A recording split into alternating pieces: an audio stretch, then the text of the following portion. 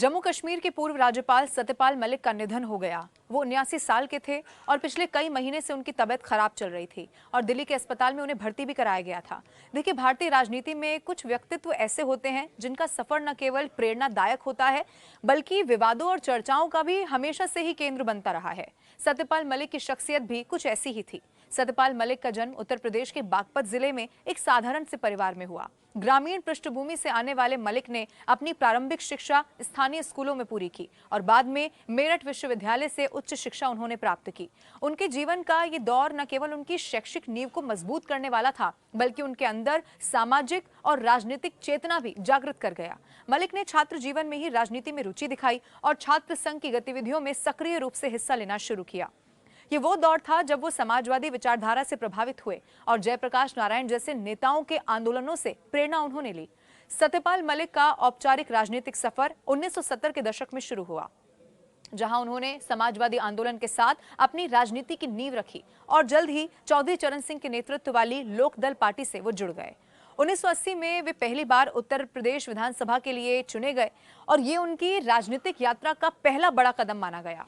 मलिक की वाक्पटुता, जनता से जुड़ने की क्षमता और सामाजिक मुद्दों पर उनकी जो स्पष्ट राय थी, उसने ही उन्हें बहुत जल्द ही एक प्रभावशाली नेता के रूप में स्थापित कर दिया। 1980 का दशक आया जब इसके अंत में मलिक ने राष्ट्रीय राजनीति में कदम रख दिया।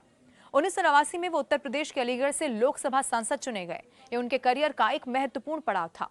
जनता दल के टिकट पर जीत हासिल करने के बाद वो वीपी सिंह सरकार में सक्रिय भूमिका में नजर आए। उनकी राजनीतिक यात्रा में कई उतार चढ़ाव आए और वो समय समय पर विभिन्न दलों जैसे कि जनता दल, भारतीय जनता पार्टी के साथ जुड़े रहे। अब फिर 1990 के दशक में सत्यपाल मलिक ने भारतीय जनता पार्टी के साथ अपनी राजनीतिक पारी को आगे बढ़ाया। अटल बिहारी वाजपेयी के नेतृत्व वाली एनडीए सरकार में उन्हें केंद्रीय मंत्री बनने का भी अवसर प्राप्त हुआ। इस दौरान उन्होंने संसदीय कार्य और अन्य महत्वपूर्ण विभागों में अपनी जिम्मेदारियों को बखूबी निभाया। मलिक की खासियत ये थी कि वे हमेशा जनता के मुद्दों को प्राथमिकता देते थे और अपनी बात को बड़ी बेबाकी से रखने में वो विश्वास भी रखते थे। उनका ये बेबाक अंदाज कई बार विवादों का कारण भी बना। बीजेपी के साथ उनके रिश्ते समय समय पर तनावपूर्ण भी रहे और उन्होंने कई मौकों पर पार्टी लाइन से अलग अपनी राय भी रखी। फिर भी उनकी अनुभवी छवि और राजनीतिक समझ ने हमेशा उन्हें प्रासंगिक बनाए रखा। सत्यपाल मलिक की राजनीतिक यात्रा का सबसे चर्चित अध्याय रहा उनका जम्मू कश्मीर के राज्यपाल के रूप में कार्यकाल। 2018 में उन्हें संवेदनशील राज्य का राज्यपाल नियुक्त किया गया और ये वो समय था जब जम्मू कश्मीर में राजनीतिक और सामाजिक स्थिति बेहद जटिल मानी जाती थी। 2019 में केंद्र सरकार ने अनुच्छेद 370 को निरस्त करने का ऐतिहासिक फैसला किया और इस दौरान मलिक ने राज्यपाल के रूप में महत्वपूर्ण भूमिका निभाई। उनके कार्यकाल में जम्मू कश्मीर में कई बड़े बदलाव देखने को मिले। अनुच्छेद 370 के निरस्त होने के बाद राज्य को 2 केंद्र शासित प्रदेशों में विभाजित किया गया। मलिक ने इस बदलाव को लागू करने में केंद्र सरकार के साथ सहयोग किया। सत्यपाल मलिक का नाम हाल ही में एक बार फिर से चर्चा में तब आया जब सीबीआई ने उनके खिलाफ एक जांच शुरू की। ये पूरा मामला किरू जल विद्युत परियोजना से जुड़ा हुआ है जिसमें कथित तौर पर अनियमितताएं बरती गई।